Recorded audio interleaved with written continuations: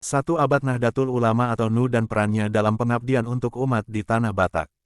Baru-baru ini umat Islam di Indonesia merayakan puncak peringatan satu abad Nahdlatul Ulama (NU) jatuh pada hari Selasa tanggal 7 bulan Februari tahun 2023 di Stadion Gelora Delta Sidoarjo, Jawa Timur. Harlah satu abad NU adalah hari lahir atau berdirinya organisasi Nahdlatul Ulama, yang terhitung dalam kalender Hijriah, yakni 16 Rajab 1354. Bagi masyarakat Batak khususnya di Tapanuli Utara dan pemekarannya Kabupaten Humbang Hasundutan, Toba dan Samosir, NU merupakan lembaga nasional yang memberikan perhatian yang banyak terutama dengan keberadaan tokoh Batak Syekh Ali Akbar Marbun di jajaran pengurus PBNU. Syekh Ali Akbar Marbun merupakan tokoh Humbang Hasundutan yang pernah menimba ilmu di Mekah dan pesantren Mustofawiyah Purba Baru. Dia juga pengasuh pesantren Al-Kausar Al-Akbar di Medan dan Lae Toras, Humbang Hasundutan. Meski pada awal era kebangkitan nasional sekitar tahun 1908, masyarakat Batak masih mengalami trauma dengan tewasnya Sisingamangaraja 12 setahun sebelumnya di Parlilitan. Kondisi saat itu tidak langsung reda karena para panglimanya seperti Raja Koser Maha di Dairi bergelar Pamahur masih terus berjuang melawan Belanda dengan pasukan seliminnya di Dairi yang berasal dari kata Muslimin.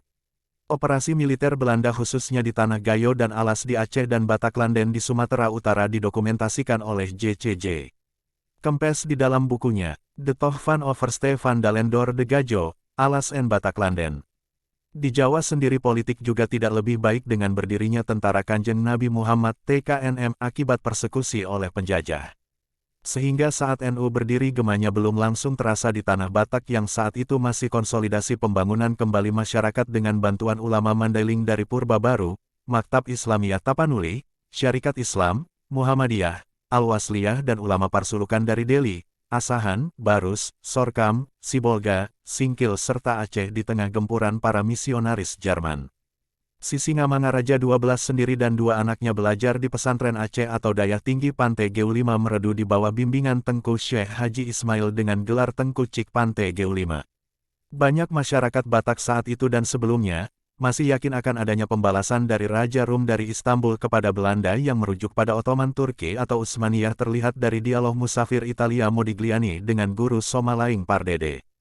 Sisingamangaraja 12 bersama sejumlah kerajaan Si-16 atau Si-16 yang berada dalam pengaruh Aceh masih menunggu balasan surat paduka seri Sultan Aceh, Alauddin Mansur Shah Johan berdaulat di Luloville, Alam ditujukan kepada Sultan Abdul Majid Khan, Khalifah Turki Utsmani di Istanbul pada 1850. Surat itu berisi permintaan izin Aceh dan sekutunya untuk menyerang Batavia karena kebijakan Belanda yang dinilai mempersekusi umat Islam di Jawa dan Nusantara termasuk memenjarakan ulama, mempersulit haji dan lain sebagainya. Sebagaimana diketahui Aceh merupakan salah satu negara berdaulat di Nusantara yang mengaku kemerdekaan Belanda dari Spanyol pada tahun 1602. Surat itu kini telah diterbitkan kembali oleh Dr. Annabel Gallop dan dipublikasikan kembali oleh Masyarakat Pecinta Sejarah Aceh (MAPESA). Sayangnya, Ottoman Turki bersama Jerman dan Central Power lainnya mengalami kekalahan pada tahun 1914 sampai tahun 1918 yang dikenal dengan Perang Dunia I. Disusul dengan lepasnya Jazirah Arab, Palestina, Irak dan berakhir dengan pelengseran Sultan dan kelahiran negara Turki modern. Namun pada era penjajahan Jepang, tokoh Batak mulai muncul di peta politik NU dengan munculnya Kiai Haji Zainul Arifin Pohan di Laskar Hizbullah. Dia merupakan pangeran dari Kesultanan Barus di Tapanuli Tengah dan belakangan menjabat Wakil Perdana Menteri RI. Barus sendiri telah ditetapkan oleh Presiden Joko Widodo sebagai titik nol Islam dan mengunjungi makam kuno di Papan Tinggi dan para aulia lainnya. Keberadaan artefak dan makam Islam juga menyebar di Tanah Batak dan belakangan yang ditemukan termasuk di Laemeang, Papak Barat, makam Tuan Lobe di Simalungun dan lain sebagainya. Penemuan koin Abbasiyah dan fakta sejarah pelaut Arab Akasyah bin Muhsin al-Usdi, Muhammad al-Idrisi sampai Ibnu Battuta memperkuat hubungan Tanah Batak dan Sumatera pada umumnya kepada Islam. Nama NU semakin terdengar saat Syekh Mustafa Hussein Nasution dari Purba Baru mendirikan NU di Mandailing awal tahun kemerdekaan dan menyebar ke seluruh Sumatera Utara. Jadi walau NU baru eksis secara organisasi di Sumatera Utara, namun para pengurusnya telah lama terlibat dalam pembangunan masyarakat Batak khususnya ulama Mandailing dan Medan khususnya yang satu generasi dengan pendiri Nahdlatul Ulama di Jawa.